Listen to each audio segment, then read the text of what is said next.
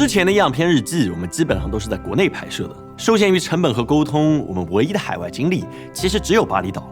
而这一次，我们的样片日记小组却阴错阳差的来到了这里——阿拉斯加州。作为美国面积最大的州，阿拉斯加州的国家公园数量也是全美第一，极为丰富的地貌类型能帮我们拍出不少有意思的样片。那当然，这些素材依然免费供你来使用。那这次我们是受到了懂车帝的邀请，他们每年冬天都会在这种极寒条件之下来进行专业的汽车冬季测试。那今年他们则带上了10几辆中国新能源汽车，在阿拉斯加这条被称之为死亡公路的道尔顿公路之上，来进行他们最具挑战的一次冬季续航测试。暴雪、爆胎、翻车都有可能被我们遇上。那同时，这次我们派出了公司的编导大陈带队，他来公司已经2年半了，现在是科技组和样片日记组的组长，也是公司最抽象的编导之一。那他将带队和懂车帝一起顺着道尔顿公路一路开往北冰洋。所以话不多说，欢迎和我们一起开启这一场北境的样片收集之旅。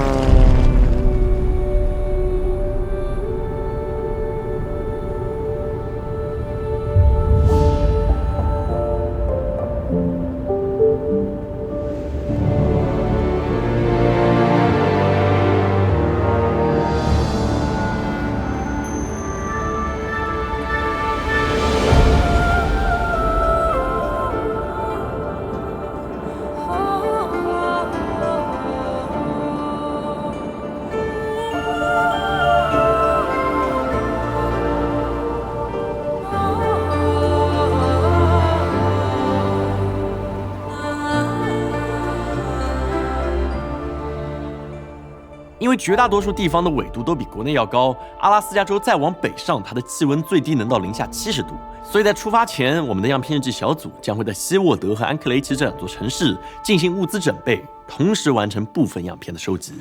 这就是我们在国内看不到的一种地貌，就叫做峡湾地貌。大成在干嘛？你在找什么？我在找 animal。We don't talk animal。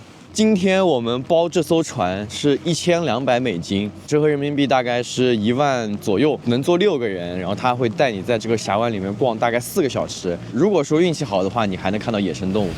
Oh, there he is. 就你能想象这个水獭在我们旁边悠闲的在吃螃蟹，然后哈苏150-600，手机。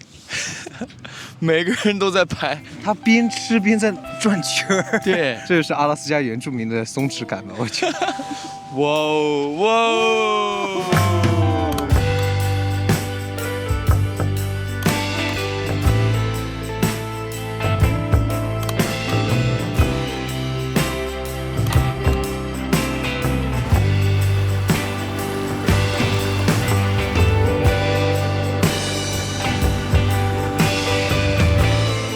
1867年，前美国国务卿希沃德以$720万的白菜价从沙俄手中买下了这块阿拉斯加州。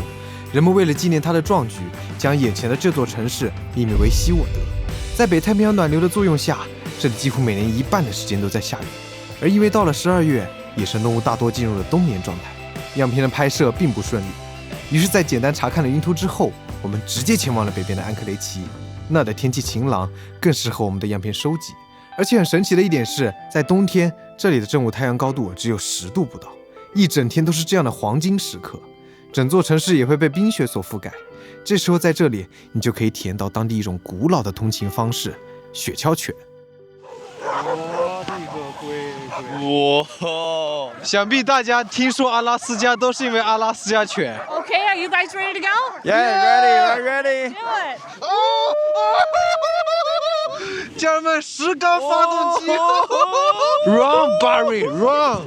So the 2 dogs at the very front of the team, they're called the leaders, and I direct them all by voice command. So G means to turn to the right. Oh, okay. Means to turn to the left. So what if I say G, baby? They ignore you. 我说实话，没有什么事情比你在阿拉斯加这么棒的天光下坐着雪橇犬还要更棒了。So the longest sled dog race in the world, it's called the Iditarod. The Iditarod is 1,000 miles. 1,000 miles. And I ran that race with the dogs a few years ago. and you're out there just you and the dogs for 1,000 miles. So I definitely did a lot of singing to the dogs along the way. I think they got very sick of hearing my voice. In this scene, I would like sing Country Road. Country rock. Country Road, Take me home, to the place. I belong. West Virginia. Yeah, woo! Hello, Mama. Mountain Mama, take me home. 阿拉斯加肉。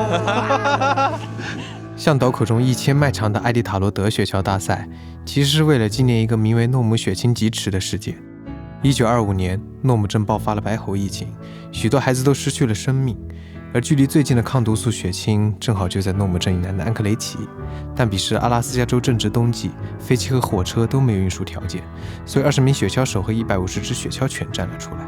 他们以接力的形式，在零下60多度的暴风雪中疾驰了1000多公里，有的雪橇犬永远地消失在了路上。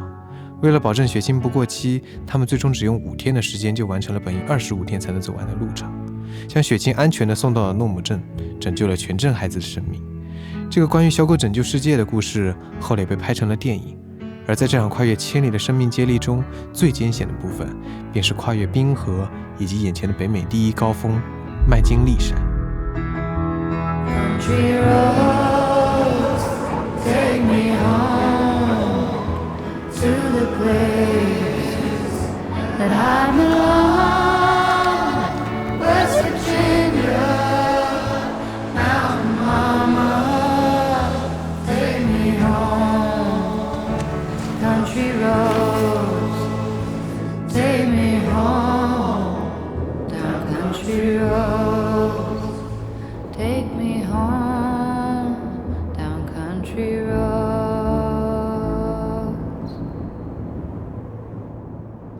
Dang bro！ 我们现在在安克雷奇的一个路边，马上停车。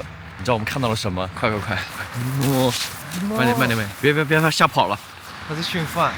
我们看到2只驼鹿跑到了人家家里。我去和他对比一下。哎，丹吉拉斯，你大概是跟他的屁股差不多，但是头他比你高。我以为他眼睛在看哦，有点吓人。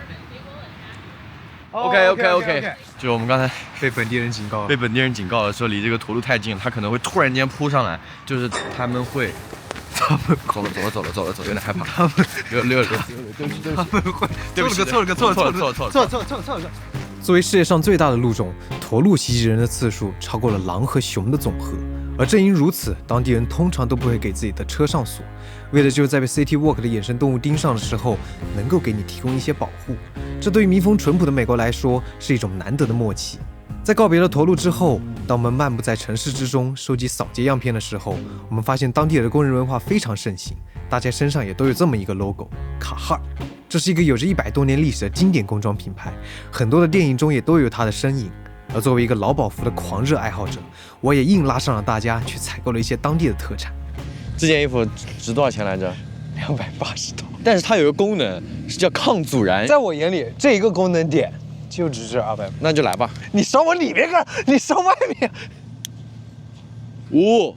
哎，真有呢，它就只亮，然后黑一点点。它确实，它那个衣服是它有那个，它就是有一些火星。有股烧焦的味道。还是订单样片。3连，给你看样片，谢谢。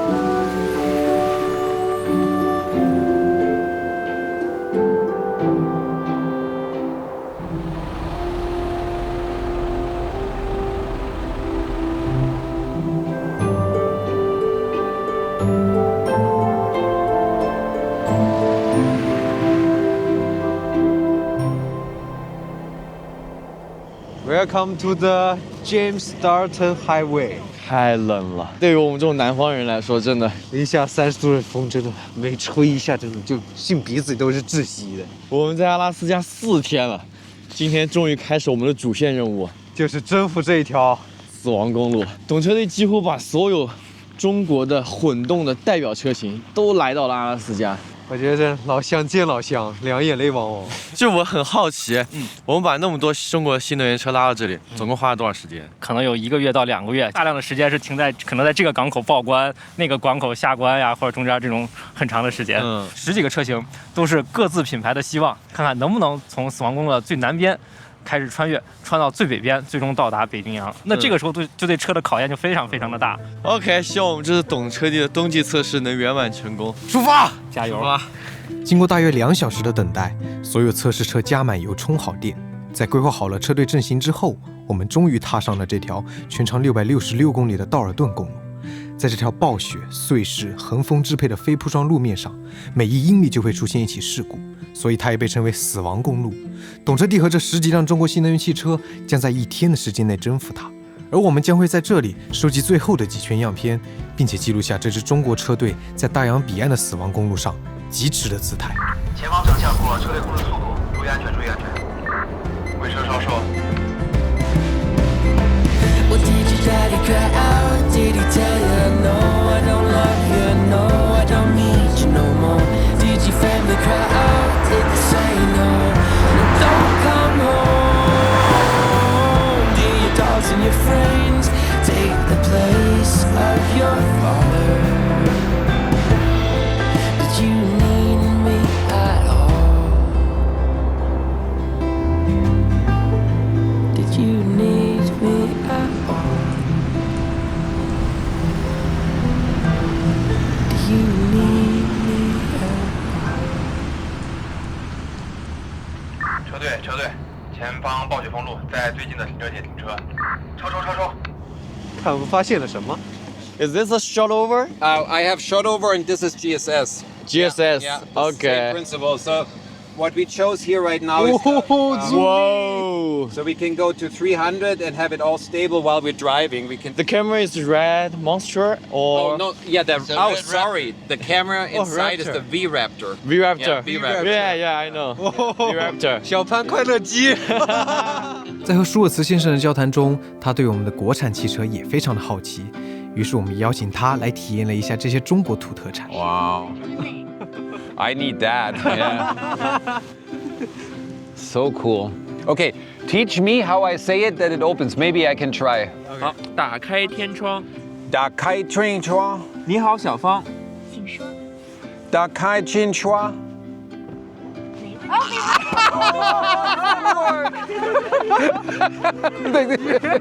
在等待暴风雪过去的间隙，蓝调转瞬即逝。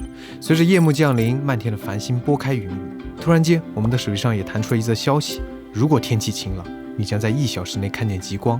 于是我们立马出发，前往了最近的极光观测点。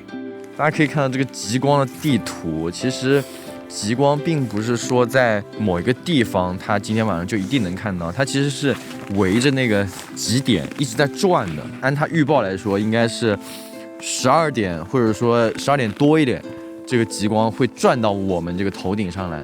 但是它这个 KB 值只有2，这个2的话，其实应该只有相机长曝光才能拍得出来，并不是一个适合人眼去观测，对人眼得 KB6。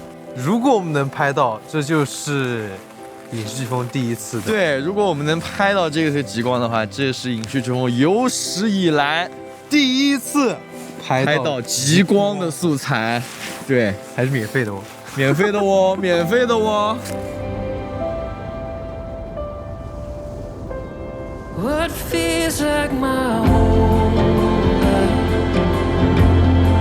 Something that feels like you in my home. Nobody feels like you in my home. 也许是极光带来的好运，我们一路穿越针叶林，翻过布鲁克斯山脉，一个石油小镇被静止在了眼前的辽阔冰原之上。终于在黎明即将破晓之际，我们顺利地抵达了此行的终点司马镇。作为北美最大的石油基地，这个抽象的名字来源于早期的石油运输公司，而极端的工作条件也让这里的石油工人每年的工资高达50多万美金。在这里的一切都只和石油有关。